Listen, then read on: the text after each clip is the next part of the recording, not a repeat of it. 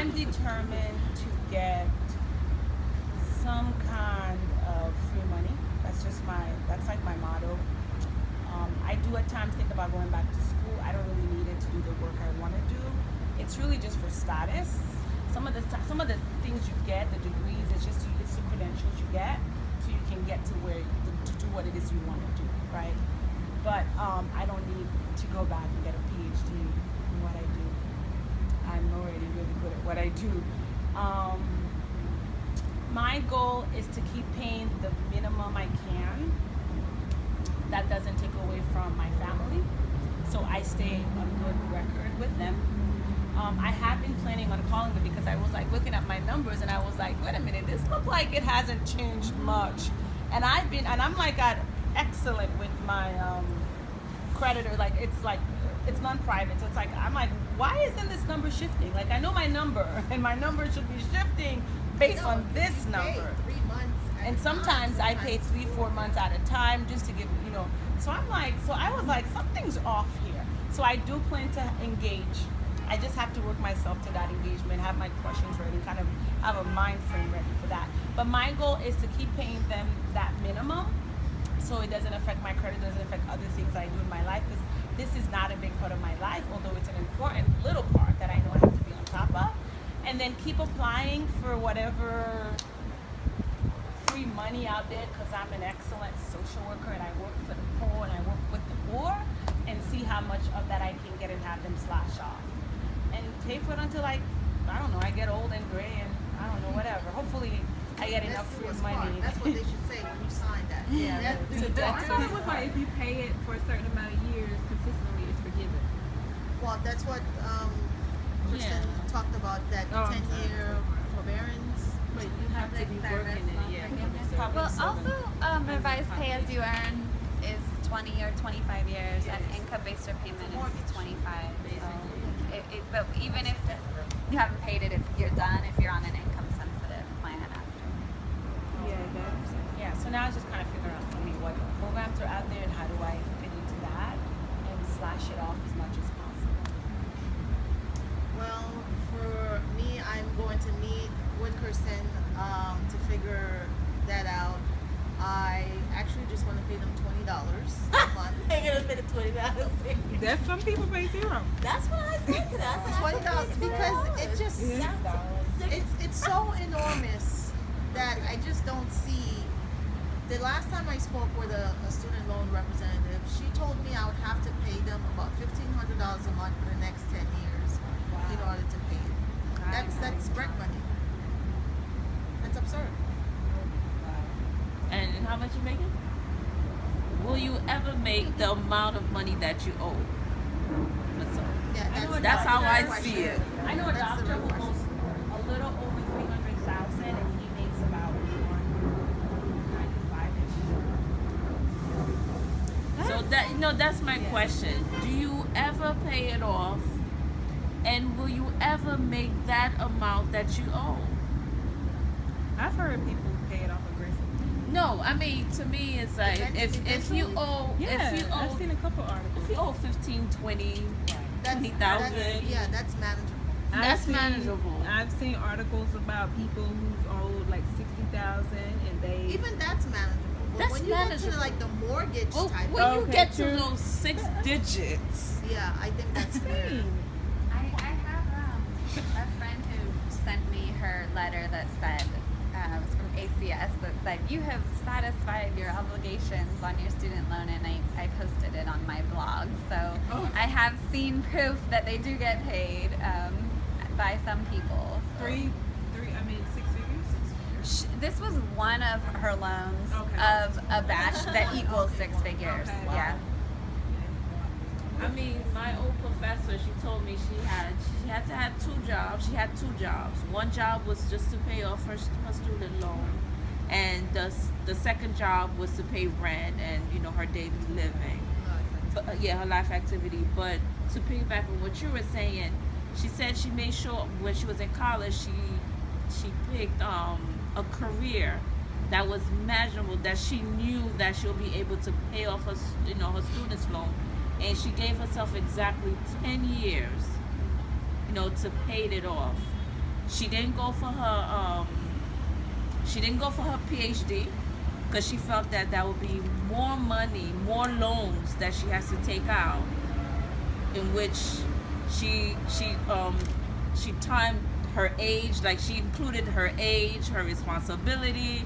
So she did a lot of math before she finally came to that decision. But that was one of her main reasons as to why she never went for her PhD.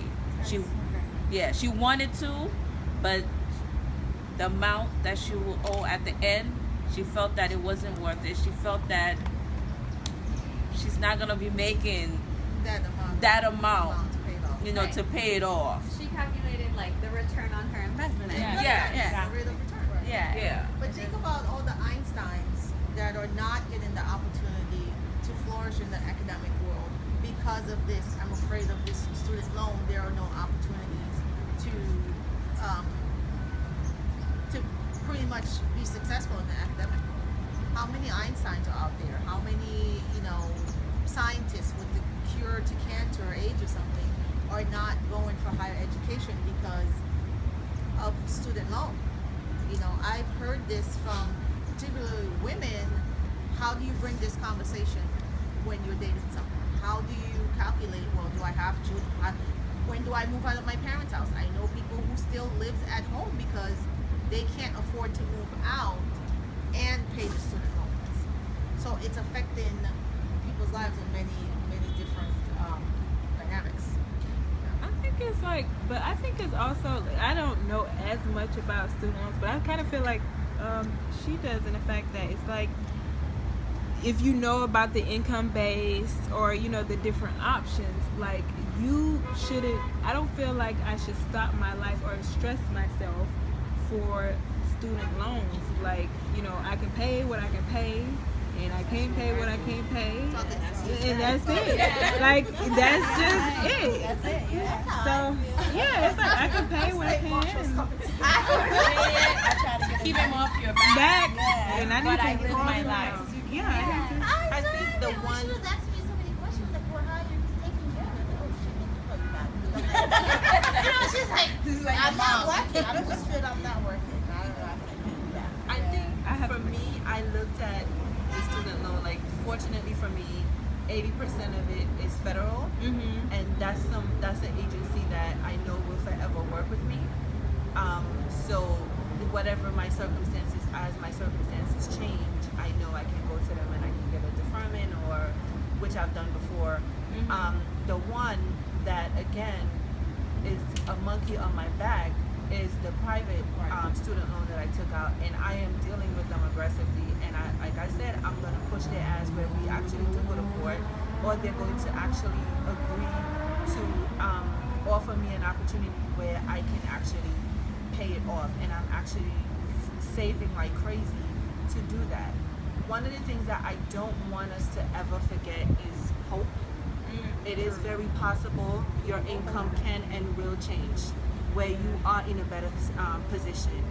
Two, we have to lobby like hell and find ways to make sure that we get statewide, federal wise to these people to let them understand what's going on and what we need. Because if they can bail out the banks and everybody else, we need help.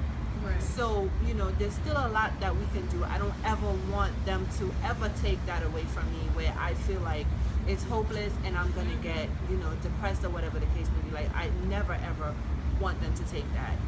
Then it's like, all right, I have a home in the Caribbean. Like, I can go there. Like, have your stuff, Like, I was born there, raised there, like, and I can go back. I don't have to come back here again. Right. So, that's just, but, I have my plan C or whatever. But, I don't ever want to lose that. The federal loan, that I will work with them. That's the one with the school, right? That's the Okay, one with I the have federal that one. government. I have that one. That's Okay. about 80%.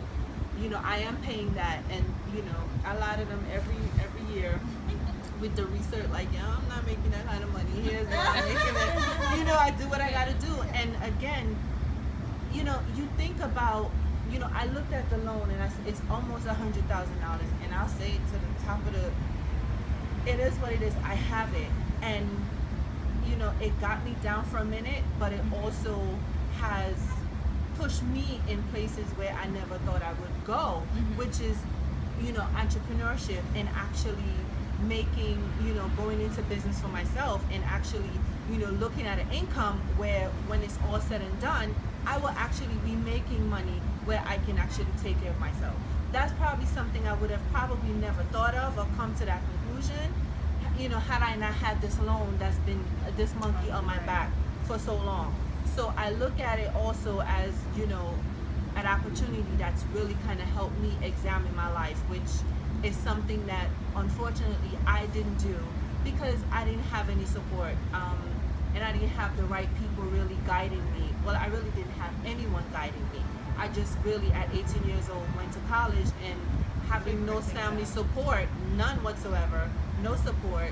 Whatever student loan financial aid did not give me, I had to support myself. And for me, it wasn't just it wasn't just my education, but I also had to pay for a place to live because I had no one to help me. So even though, you know, I understand where the money went, you know, it was for education, and it was also to help me live and not be on the street. So it did what it needed to do, and now I just have to man up and do what I need to do and find a way to get rid of it, and I'm determined to do so.